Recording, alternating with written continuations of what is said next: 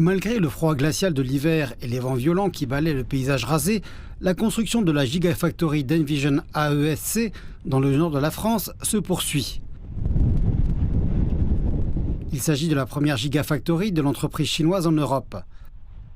Selon Ayume Kurose, le directeur du projet, lorsque la première phase sera achevée en 2025, l'usine produira jusqu'à 200 000 batteries de voitures par an, toutes destinées aux constructeurs automobiles Renault.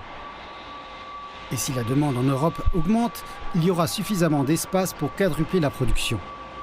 On pense que ce sera très compliqué d'exporter tout des pays asiatiques. Et c'est pour ça, concernant tout ce qui est supply chain, la décarbonation des transports.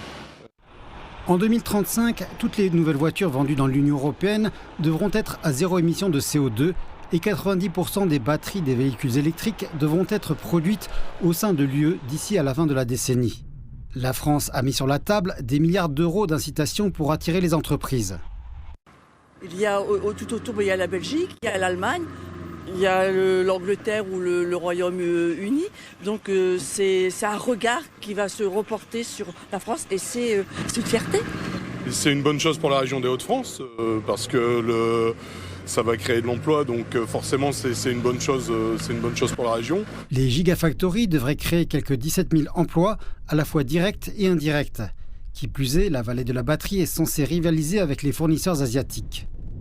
Je pense que plus qu'une question de prix, c'est une question d'avancée technologique.